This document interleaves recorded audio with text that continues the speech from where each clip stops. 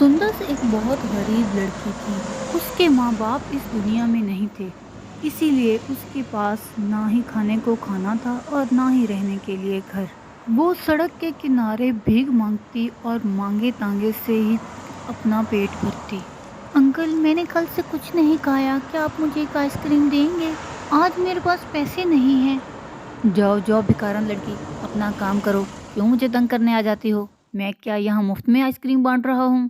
शक्ल गुम कर अपनी। अंकल, क्या आप मुझे खाने को थोड़ा सा फल देंगे? मैं कल से भूखी हूँ, मैंने कुछ नहीं खाया, मुझे खाने के लिए कुछ दे दें। मैं क्या यहाँ मुफ्त में दे रहा हूँ? पता है फल कितना महंगा हो गया है। जाओ पैसे लेकर आओ, सारा दिन तो भीख मांगती हो, पैसे नहीं है तुम्हारे पास।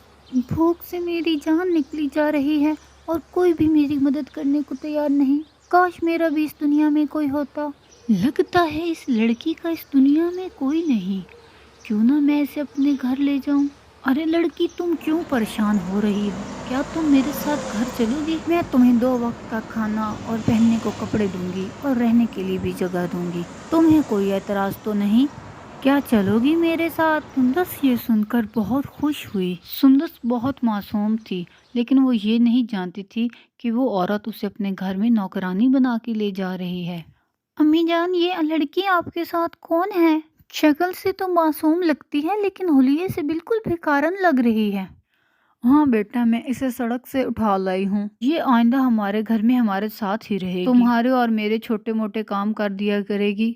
जाओ तुम इसे अपने कोई पुराने कपड़े दे दो पहनने के लिए, और इससे ज़रा दूर ही रहना, इसके साथ खेलने की ज़रूरत नहीं।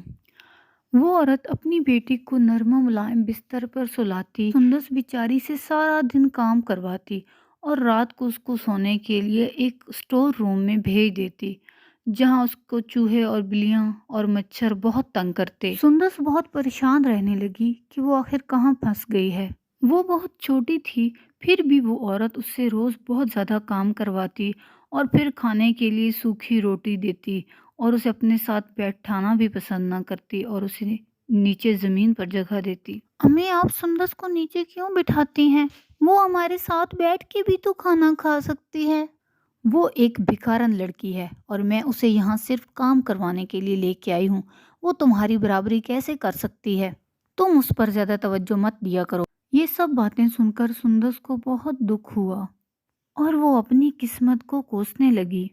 सुंदस, तुम अभी बहुत छोटी हो, तुम्हारी उम्र काम करने की नहीं पढ़ने की है। तुम यहाँ से चली जाओ, वरना मेरी अम्मी तुमसे रोज काम करवाएंगी। वो तुम्हें पढ़ाना नहीं चाहती, सिर्फ काम करवाना चाहती हैं। मेरा इस दुनिया में कोई नहीं, मैं कहाँ जाऊँ? अगर मेरे माँ बाप जिंदा होते तो मैं यूं सड़क पे भीख नहीं मांगती। अच्छा, तुम फिक्र मत करो, मैं अम्मी के आने से पहले ही तुम्हें कहीं ऐसी जगह छोड़ आती हूँ जहाँ तुम बहुत खुश रहोगी। तुम मेरा यकीन करो। हम कहाँ जा रहे हैं? बस पहुंच आए हैं। मुझे यकीन है ये तुम्हारे लिए बेहतर जगह है। देखो, हम पहुंच आए। बताओ बेटा, कैसे आना हुआ? और ये छोटी सी बच्ची तुम्हारे साथ कौन है? मैं आप लोगों की क्या मदद कर सकती हूँ?